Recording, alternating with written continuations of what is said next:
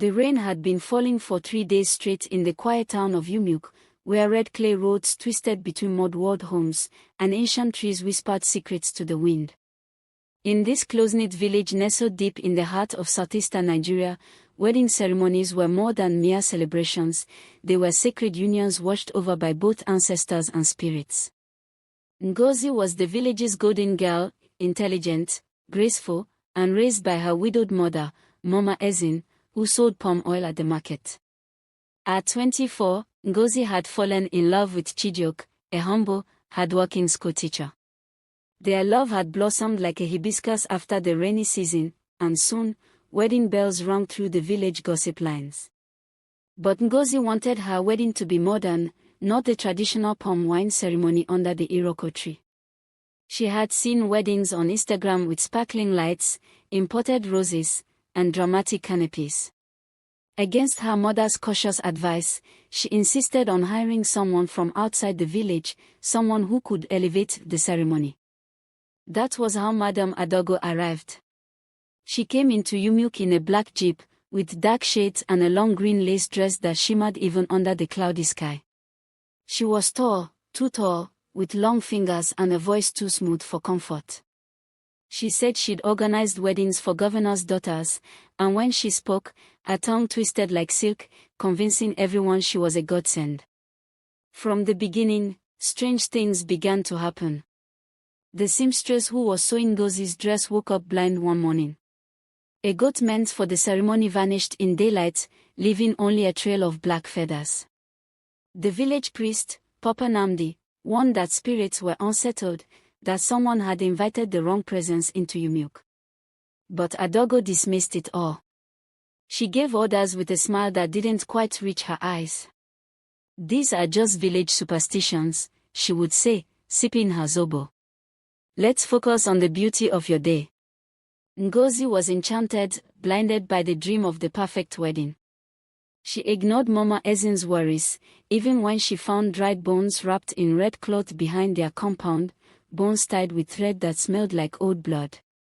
The night before the wedding, the moon vanished. The sky was pitch black, and no generator worked in the village. Children cried in their sleep, dogs howled into nothingness, and a deep cold settled in the air, even though it was mid-Harmattan. Mama Ezin went to the village shrine to pray and returned shaking. "Ngozi, this woman is not who she claims to be," she whispered. "I saw her reflection in the offering bowl, she has no face." But Ngozi laughed. "Mama, please. It's just a wedding." The next morning, on the day she was to marry Chijioke, she awoke in an empty house. No guest.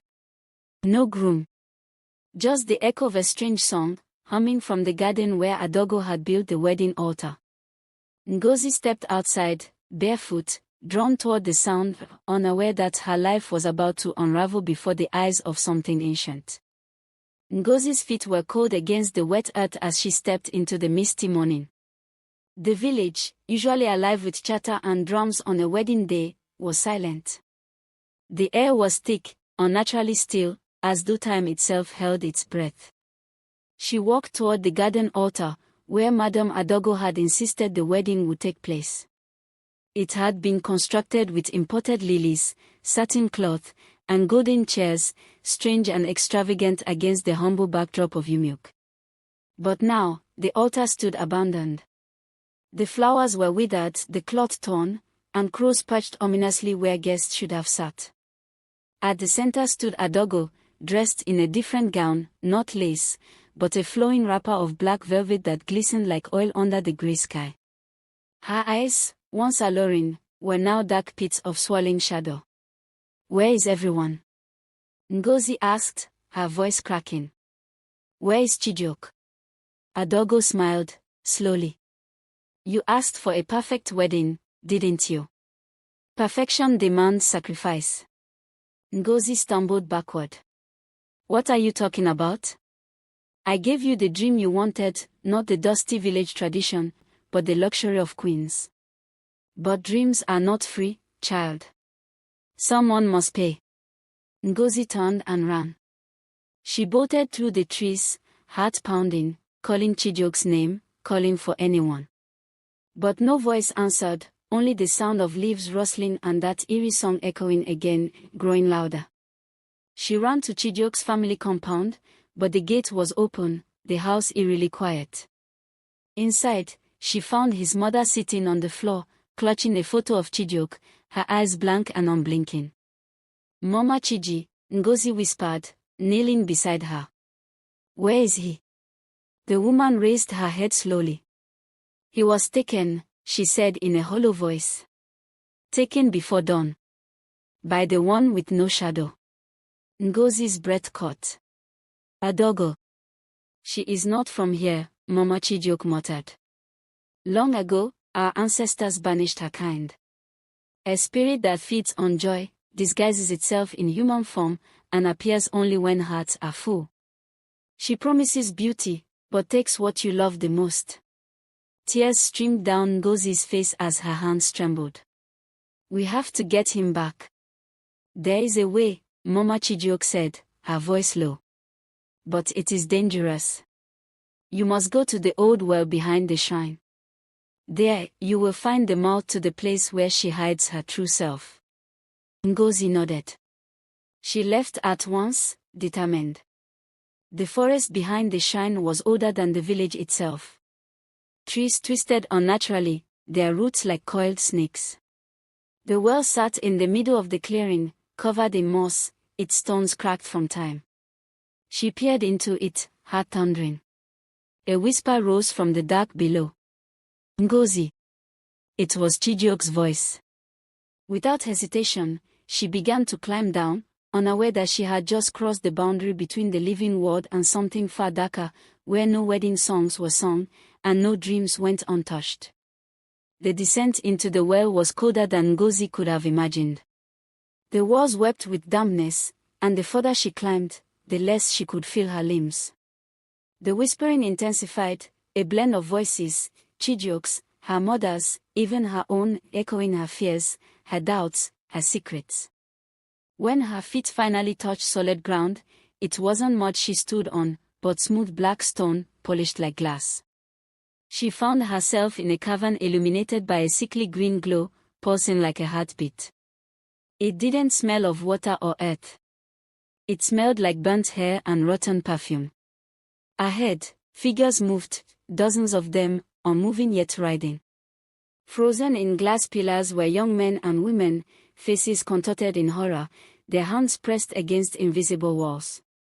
Among them, she saw familiar faces, the village tailor, the drummer boy, even two of her childhood friends who had disappeared years ago. Then she saw him, Chijioke, inside a pillar near the center, eyes open, breathing faintly, but trapped. "Ngozi," he mouthed, his breath fogging the glass. Before she could reach him, Adogo's voice slithered through the chamber. "You shouldn't have come here." Ngozi turned to find the wedding planner emerging from the shadows, her form shifting. Her skin peeled like cloth, revealing a tall, serpentine creature draped in veils made of whispers and stolen dreams. Her mouth stretched impossibly wide. "I gave you everything," she hissed. "A perfect ceremony, beauty, attention, all you had to do was surrender what mattered most." "No!" Ngozi shouted. "You tricked me. You don't give, you take. You stole my people, our joy, our love."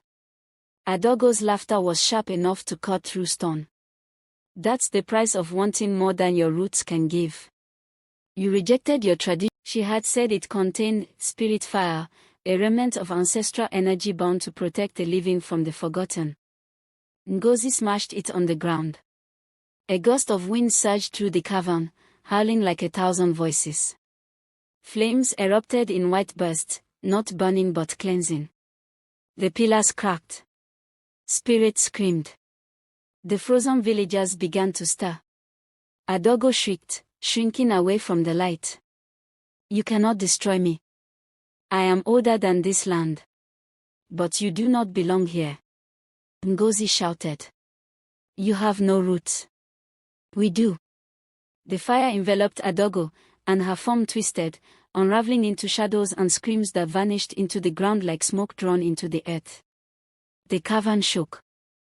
Ngozi grabbed Chijioke as his prison shattered, and together they fled, up the well, through the forest, back into the breath of the living.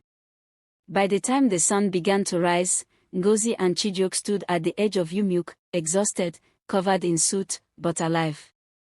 The village slowly returned to normal, the missing reappeared, the clouds cleared, and the spirits silenced. But something lingered. In the days that followed, Umuk was unusually quiet.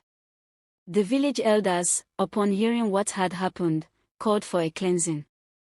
Drums were beaten for 3 nights, kola nuts were broken, and libations poured. The shrine was rekindled with sacred fire, and the ancestral masks were brought out of the sacred hut for the first time in decades.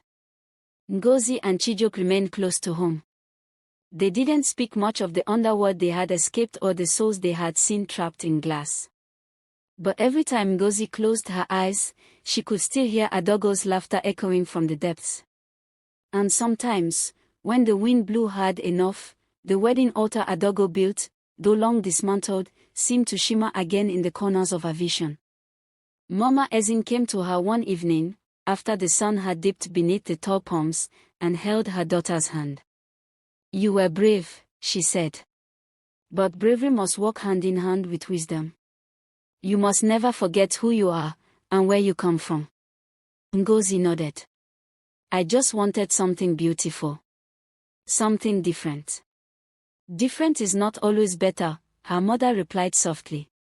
"Our ancestors were not perfect, but they knew how to protect us. They knew the difference between a blessing and a bait." A week later, Ngozi and Chijioke held a new ceremony, this time under the old Iroko tree. It was simple: white wrappers, drumming, palm wine, and dancing feet coated in red earth. The villagers came with food, songs, and laughter. And when they exchanged vows, the sky was clear, the birds sang, and the air was light again. No glamour. No imported roses. Just love, rooted in truth, family, and spirit. But the tale didn't fade with time. Children whispered about the wedding planner who smiled too perfectly. Elders warned never to trade old truths for new illusions. And every year, during Harmattan, when the wind moaned through the trees, people still left small offerings at the old well to keep the shadows asleep. Ngozi never tried to outshine her roots again. She became a teacher of culture and folklore, telling children stories not found on social media but passed through generations, stories that reminded them, not all that glitters is gold, and not all guests come in peace. And deep beneath the forest floor, in cracks where light dares not enter, something ancient still listens, waiting for the next soul desperate enough to invite perfection, no matter the price. In our quest for beauty and recognition, we must not abandon the traditions that anchor us. What we perceive as outdated may be the very thing keeping darkness at bay. Not every offer is a gift, and not every smile is kind. Learn your history. Know your roots. And never trust a stranger who promises too much, especially at your wedding.